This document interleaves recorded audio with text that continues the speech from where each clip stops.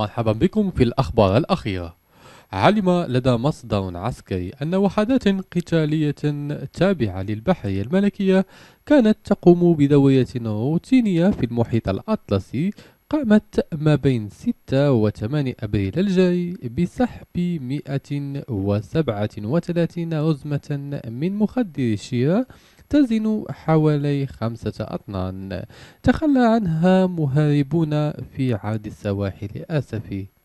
وأوضح المصدر أن هذه كمية من المخدرات تم نقلها إلى ميناء الدار البيضاء، حيث تم تسليمها لمصالح الدرك الملكي للقيام بالإجراءات القانونية الضرورية.